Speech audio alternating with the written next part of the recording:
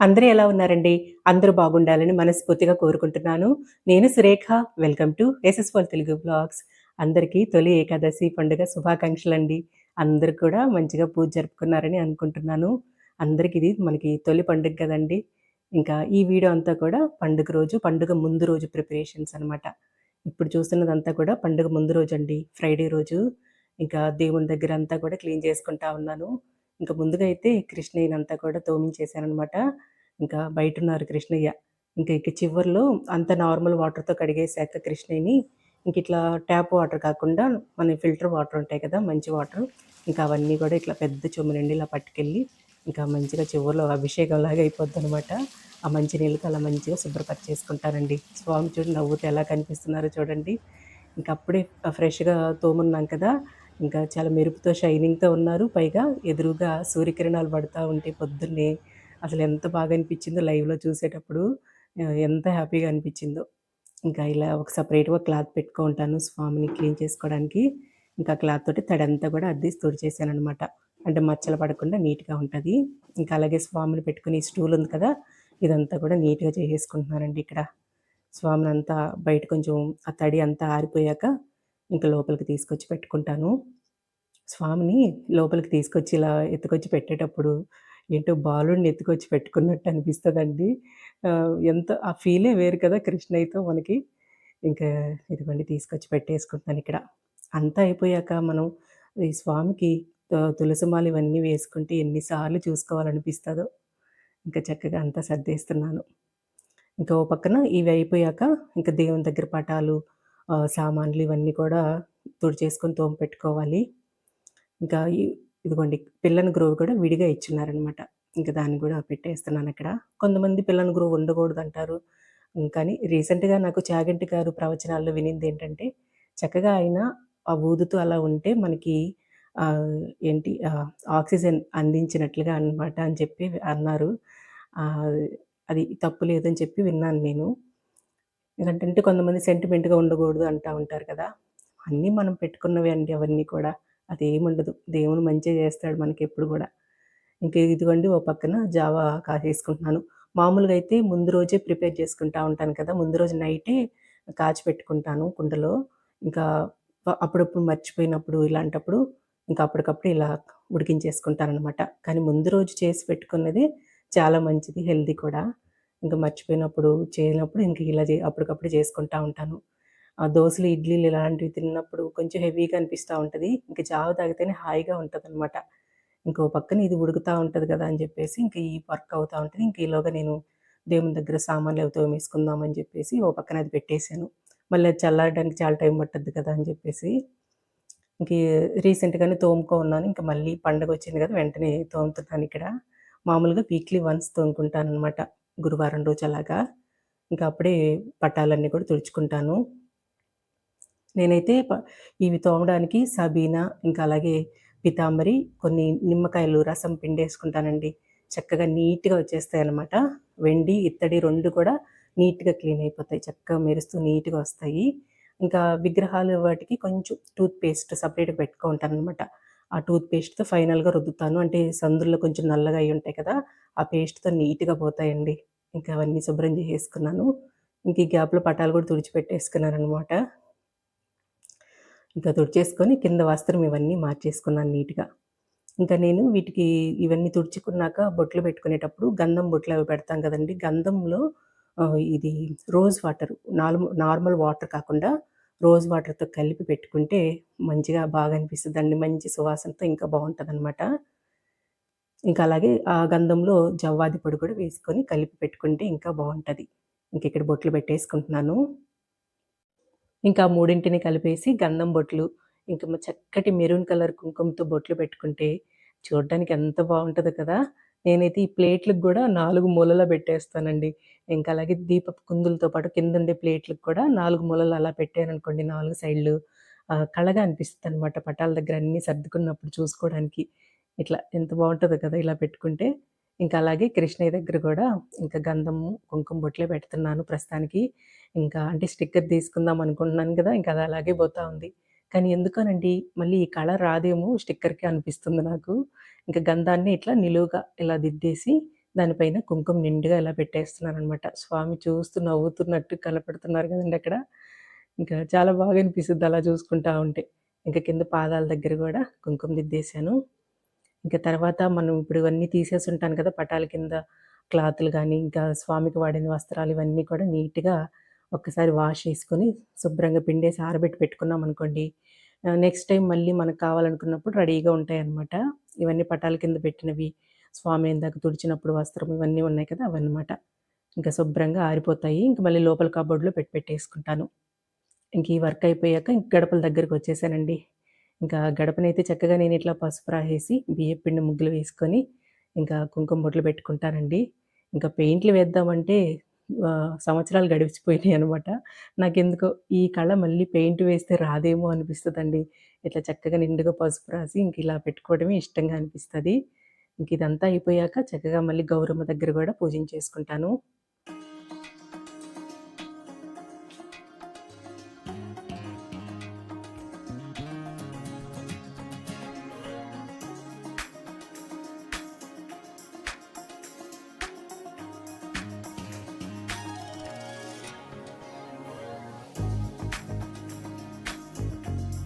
ఇంకా ఆ తర్వాత స్టవ్ దగ్గర గూడా ఇంకొకేసారి నీట్‌గా శుభ్రంగా అన్నీ తోమేసుకొని, ఇంక చక్కగా బియ్యపు పిండి ముగ్గులు, కుంకుమ బొట్లు పెట్టుకుంటే, ఆహా! ఎంత బావుంటదో కదండీ! మన ఇల్లంతా ఎన్ని సార్లు చూసుకోవాలనిపిస్తదో కదా! కళగా చక్కగా అనిపిస్తది.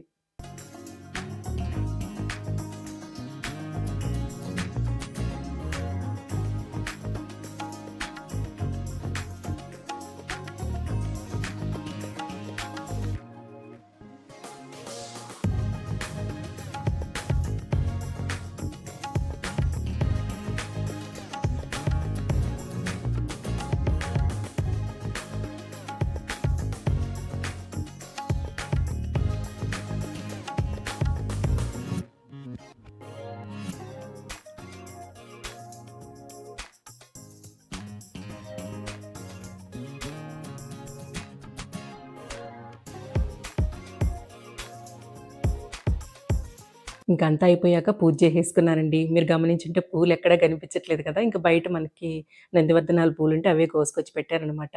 ఈవినింగ్ ఎళ్లి పూలవన్నీ తీసుకొచ్చుకోవాలి మార్కెట్‌కెళ్ళి. కృష్ణయ్య దగ్గర కూడా బౌల్‌లో ఏం వేసి పెట్టలేదు. ఇంకా సాయంత్రం వెళ్తాను ఒకేసారి పండగ కోసం అన్నీ కొనుక్కొచ్చుకోవాలి కాబట్టి.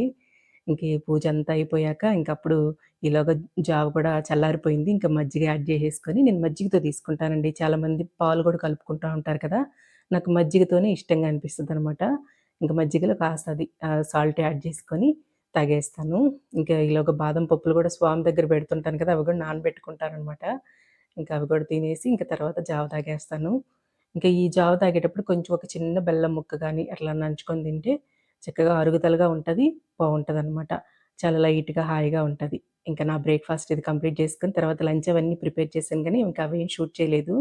కాసేపు పడుకొని లేచి ఈవినింగు ఇంకా బజార్‌కెళ్ళిపోయానండి. ఇంకా పూల మార్కెట్‌కెళ్ళేసి ఇంకక్కడ పూలు నెక్స్ట్ డే మార్నింగ్ మనకి పండగకి కావాల్సినవన్నీ కూడా తీసుకొచ్చుకోవడానికెళ్ళాననమాట.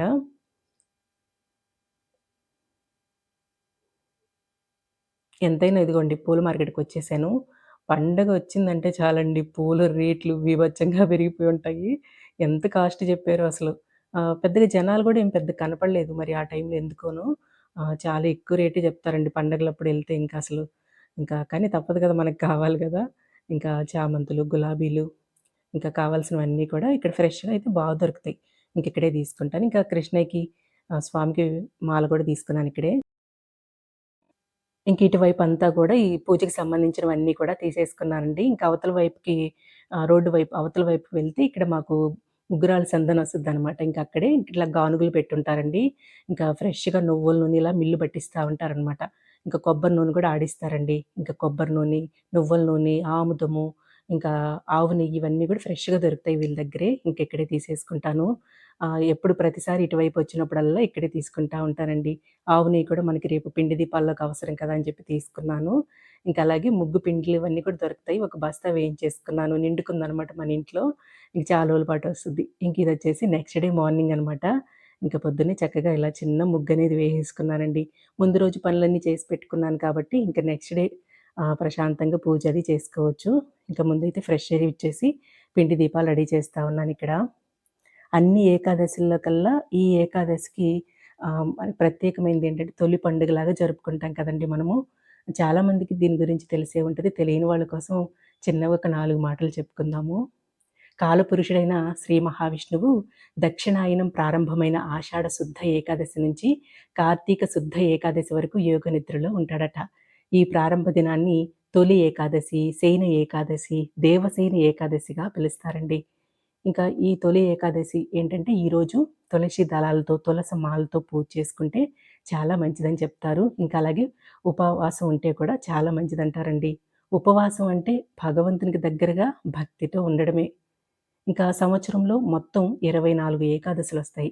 ఇంకా ప్రతి ఏకాదశికి ప్రత్యేకత ఉన్న తొలి ఏకాదశి మాత్రం విశేష ప్రాధాన్యం కలిగిన పర్వదినం.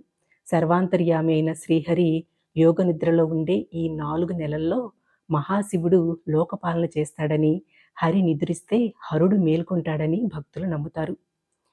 ఇంకా తొలి ఏకాదశి గురించి వరాహ పురాణ ప్రకారం కృతయుగంలో మురాసురుడనే రాక్షసుని సంహరించే క్రమంలో అలసిన శ్రీ మహావిష్ణువు ఒక గుహలో నిద్రించాడట. ఆయన శరీరం నుంచి ఒక స్త్రీ ఆవిర్భవించి రాక్షసుని సంహరించింది.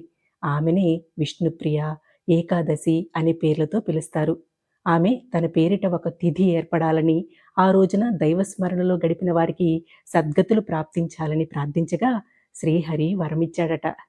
మనిషిలోని దుర్మార్గపు ఆలోచనలకు, హింసాత్మక ప్రవృత్తికి ప్రతీకే మురాసురుడు. ఉపవాస దీక్షతో ఏకాదశిని మనలోనికి ఆహ్వానించడం ద్వారా చెడును జయించాలి అని చెప్తారు. చాతుర్మాసం అంటే చినుకులు తొలచెరిగిన పడే ఈ కాలంలో పాడి పంటలు శోభిల్లే తొలి కాలం కూడా కదా. అందరికీ మంచి జరగాలని ఆకాంక్షిస్తూ చేసుకునే మొదటి పండుగే ఈ ఏకాదశి అండి. ఇంకా కృష్ణయ్య దగ్గరంతా కూడా పాప పూజ చేసుకుంటా ఉంది ఇక్కడ. పాప హాలిడేస్ అనేం కాదు, తనకి అక్కడ బ్రిడ్జ్ కోర్సెస్ జరుగుతున్నాయని చెప్పి ఒక 4 రోజులు ఉండిపోవడానికని వచ్చిందనమాట. ఇంకా అక్కడంతా కూడా కృష్ణయ్య దగ్గరంతా కూడా తనే పూజ చేసింది. నేను ఇంక ఇక్కడ అంతా కూడా స్వామి దగ్గరంతా కూడా పూజ జరుపుకుంటున్నాను ఇక్కడ.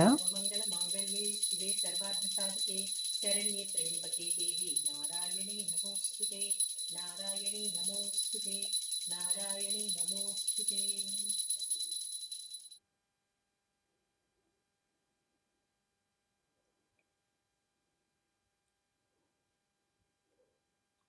ఇంట్లో అంతా పూజ కంప్లీట్ చేసుకొని నేను, పాప మాకు దగ్గరలో ఉన్న వెంకటేశ్వర స్వామి టెంపుల్‌కి వెళ్ళామండి. చక్కగా అక్కడ స్వామిని కూడా దర్శించుకున్నామనమాట. మేమింక అక్కడికి వెళ్ళేసి పూజ అంతా కూడా మంచిగా స్వామి దగ్గర కూడా పూజ చేసుకున్నాము.